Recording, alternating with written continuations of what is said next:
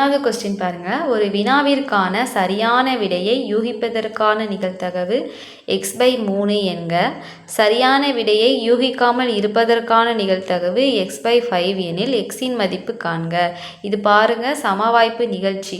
யூகிப்பதற்கான நிகழ்தகவு, யூகிக்காமல் இருப்பதற்கான நிகழ்தகவு, இது ரெண்டும் ஒன்றை விளக்கும் நிகழ்ச்சி. நம்ம ஃபர்ஸ்ட் வீடியோலேயே நம்ம பார்த்தோம்.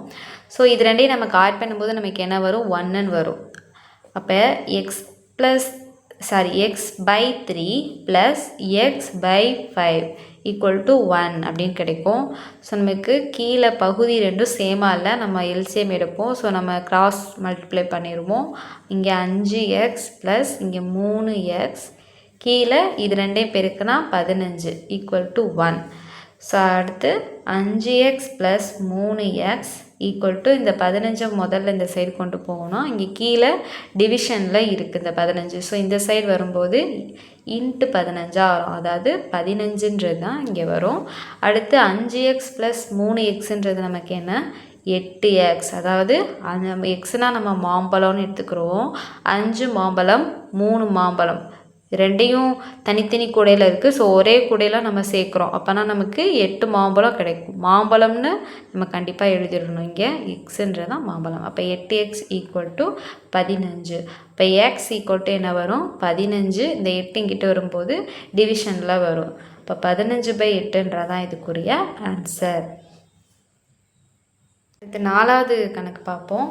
ஒரு வரிப்பந்து விளையாட்டு வீரர் ஒரு குறிப்பிட்ட ஆட்டத்தில் வெற்றி பெறுவதற்கான நிகழ்தகவு 0.72 எனில் அவர் அந்த விளையாட்டில் தோல்வியடைவதற்கான நிகழ்தகவு என்னன்னு கேட்டிருக்காங்க.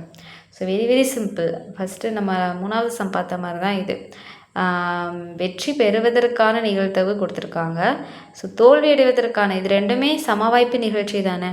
ஸோ இது ரெண்டையும் நமக்கு ஆட் பண்ணும்போது நமக்கு என்ன கிடைக்கும்? 1 கிடைக்கும். ஸோ நம்ம எழுதிக்கலாம். ஈனா என்னென்னு நம்ம எடுத்துக்கலாம். வெற்றி அப்படின்னு எழுதிக்கலாம். டேஷ்னா என்ன எழுதிக்கலாம்? தோல்வி. நீங்கள் நோட்டில் ப்ராப்பராக எழுதும்போது அந்த விளையாட்டு வீரர் வெற்றி பெறுவதற்கான நிகழ்ச்சி அப்படின்னு எழுதணும். டேஷ்னா விளையாட்டு வீரர் தோல்வி அடைவதற்கான நிகழ்ச்சி அப்படின்னு எழுதணும். ஓகே. இப்போ P(E) ப்ளஸ் P(E) = 1 அப்படின்னு நமக்கு தெரியும். இதில் வெற்றி பெறுவதற்கான நிகழ்தகவு என்னன்னு கொடுத்துருக்காங்க? 0.72. அப்போ P(E) என்ன கொடுத்துருக்காங்கன்னா 0.72 கொடுத்துருக்காங்க. இதை தான் நம்ம கண்டுபிடிக்கணும். ஸோ அதை அப்படியே வச்சுக்கலாம். =1. P(E) = 1 - 0.72. இது நம்ம கழிச்சோம்னா என்ன வரும்? தசமத்தில் நம்ம கழிக்கும்போது கவனமாக இருக்கணும். ஃபஸ்ட்டு 1 இருக்குது. 1 இங்கே பாருங்கள். இங்கே புள்ளிக்கு ரைட் சைடில் 2 ஸ்தானம் இருக்கா? இப்போ இந்த 1க்கு அடுத்து நம்ம 2 ஸ்தானத்துக்கு 0 போட்டுருவோம். சப்போஸ் 3 ஸ்தானம் இருந்துச்சுன்னா 3 0 போட்டுக்கிறோம். ஓகேவா? இப்போ அடுத்து 0.72. பாயிண்ட்டுக்கு நேராக பாயிண்ட் வச்சுருக்கேன். பாயிண்ட்டுக்கு அப்புறம் என்ன இருக்குது? 72. அது அப்படியே வரிசையாக எழுதிடணும். இங்கே பாயிண்ட்டுக்கு முன்னாடி என்ன இருக்குது? 0. இப்படி எழுதிக்கணும். ஓகே. இப்போ கழிக்கணும். இங்கேருந்து தான் கழிக்கணும் எப்பயும் போல். இப்போ இங்கே 0ன்னு இருக்குது. இப்போ இங்கே 10, இங்கே 9ன்னு ஆயிரும், இங்கே 0ன்னு ஆயிரும்.